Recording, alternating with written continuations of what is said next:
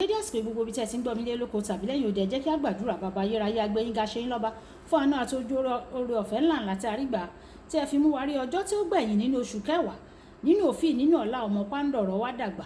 Ọ̀pọ̀ òjò rọ̀ ilẹ̀ fi mu, ṣùgbọ́n ẹ fi àánú dá wa sí. Ìyìn àti ọlá ní forúkọ mímọ́ yín o. Rọ̀rán tí ògbéyàwó lé ní kó ṣe ayé àti ọkàn wa ní rere, kó má ṣe lòdì sí wa ní ọjọ́ ìdájọ́, nítorí tí a gbàdúrà lórúkọ Jésù Kristi Olúwa wa. Àmín àmín ní orúkọ Jésù. Ìwé ọ̀run ṣíṣí tí a ti ọwọ́ olùṣọ́ àgùntàn Enoch Adeboye kọ, èní ọjọ́bọ̀ ọjọ́ 21 oṣù kẹwàá. Àkòrí tí a ò gbéyàwó sọ pé dúró ṣinṣin. A mú àkọ́sórí wa nínú ìwé Éfésù orí ìkẹrin ẹsẹ̀ ìkẹrìnlá. Éfésù orí ìkẹrin ẹsẹ̀ ìkẹrìnlá. Kí àwa kí ó má ṣe jẹ́ èwe mọ́ o, tí à ń fi gbogbo afẹ́fẹ́ ẹ̀kọ́ tì síwájú tì sẹ́yìn, tí a sì ń fi gbá kiri nípa ìtànjẹ ènìyàn, nípa àrékérekè fún ọgbọ́nkọ́gbọ́n àti mímúni ṣìnà. Nígbà tí a mú bíbélì kíkà wa ní èní nínú ìwé Dáníẹ́lì orí ìkíní ẹsẹ̀ ìkẹjọ títí di ẹsẹ̀ ìkẹrìndínlógún. Ìwé Dáníẹ́lì orí ìkíní ẹsẹ̀ ìkẹjọ títí di ẹsẹ̀ ìkẹrìndínlógún. Ṣùgbọ́n Dáníẹ́lì pinnu ní ọkàn rẹ̀ pé òun kì yóò fi oúnjẹ àdídùn ọba àti ọtí wáìnì tí wọ́n bá mu ba ara òun jẹ́ o. Nítorí náà ó bẹ àwọn olórí ìwọ̀fà pé kí ó má ba ara òun jẹ́ o. Ọlọ́run sá ti mú kí Dáníẹ́lì bá ojú rere àti ìyọ́nú pàdé lọ́dọ̀ olórí ìwọ̀fà. Olórí àwọn ìwọ̀fà sì wí fún Dáníẹ́lì pé mo bẹ̀rù ọba o, olúwa mi, ẹni tí ó yan oúnjẹ yìí àti ohun mímu yìí, nítorí báwo ni yóò ṣe rí ní ojú yín kí ó wá fàrojú ti àwọn ọkùnrin ẹgbẹ́ yín kan náà lọ. Nígbà náà ni ẹ̀yin yóò ṣe kí èmi tí ó fi orí mi wéwu lọ́dọ̀ ọba. Nígbà náà ni Dáníẹ́lì wí fún olùtọ́jú ti olórí àwọn ìwọ̀fà, tí ń ṣe olùtọ́jú Dáníẹ́lì, Ananiah, Mesahali àti Asariah pé dá àwọn ọmọ ọ̀dọ̀ rẹ wò, èmi bẹ̀ ọ́ ní ìjọ́ mẹ́wàá, kí o sì jẹ́ kí wọn kí ó máa fi ẹ̀wà fún wa láti jẹ àti omi láti mu. Nígbà náà ni kí o wo ojú wa níwájú rẹ àti ojú àwọn tí ń jẹ oúnjẹ àdídùn ọba. Bí ìwọ bá ṣe ti rí i sí, bẹ́ẹ̀ ni kí o ṣe sí àwọn ọmọ ọ̀dọ̀ rẹ. Bẹ́ẹ̀ ni ó gbà fún wọn o ní ọ̀rọ̀ yìí. Ó sì dán wọn wò ní ọjọ́ mẹ́wàá. Ní òpin ọjọ́ mẹ́wàá, a sì rí ojú wọn, ó rẹwà, wọ́n sì sanra ju gbogbo àwọn tí ń jẹ oúnjẹ àdídùn ọba lọ.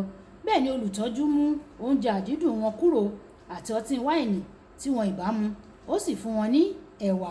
Wàyí ẹ tẹ́tí bẹ̀rẹ̀ jẹ́ láti gbọ́ ohun tí olùṣọ́ àgùntàn Enoch Adeboye ní fún wa ní èní ọjọ́bọ̀. Ẹ máa ṣọ́ra, ẹ dúró gangan nínú ìgbàgbọ́, ẹ ṣe bí ọkùnrin o, ẹ jẹ́ alágbára.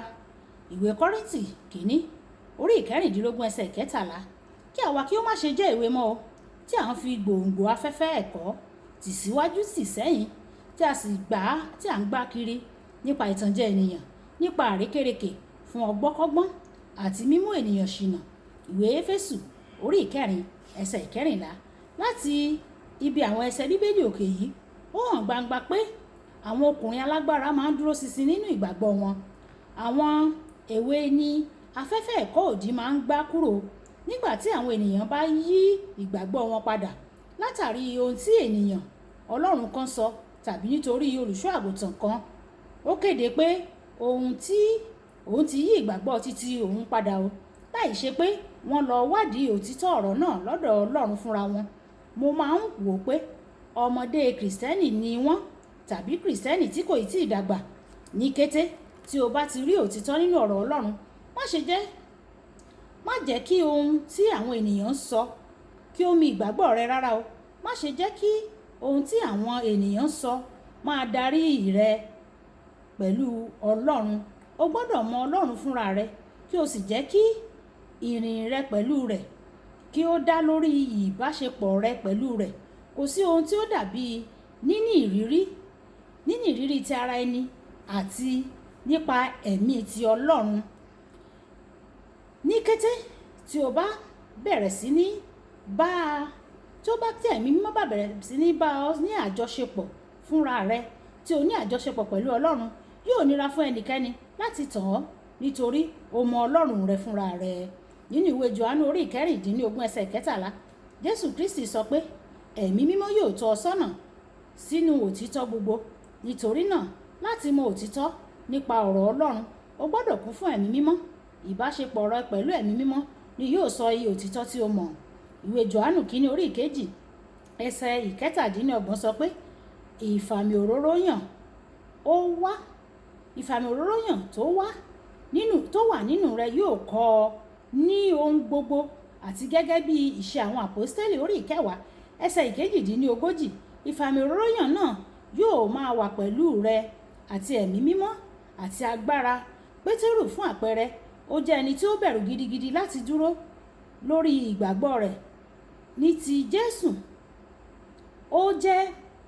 Jésù wípé ó jẹ́ Mèsáyà, àti láti fi hàn pé òun wà pẹ̀lú rẹ̀ ṣáájú ìrìbọmi ti ẹ̀mí mímọ́ rẹ̀.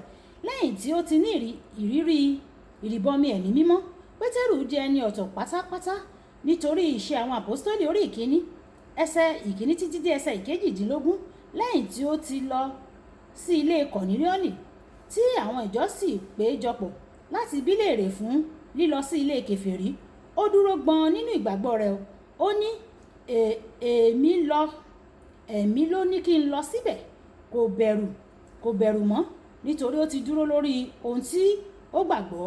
Kún fún ẹ̀mí mímọ́, ìwọ yóò mọ òtítọ́ ọ̀rọ̀ Ọlọ́run tó bẹ́ẹ̀ gẹ́ẹ́ tí yóò fi nira fún àwọn ẹ̀kọ́ òdì láti tàn ọ́ jẹ. Kókó ọ̀rọ̀: dúró ṣinṣin nínú ìgbàgbọ́ rẹ ní ti Olúwa. Ẹja sọ pé bàbá mi, oore ọ̀fẹ́ ńláńlá láti dúró ṣinṣin nínú ìgbàgbọ́ kí ẹ̀kọ́ òdì kí ó má bàa máa gbá mi sọ́tún sósì. Olúwa fún mi ní oore ọ̀fẹ́ láti dúró ṣinṣin nínú rẹ. Olúwa yóò sì fún wa ní oore ọ̀fẹ́ ní orúkọ Jésù. Olúwabùkọ́lá Ayako ní orúkọ mi.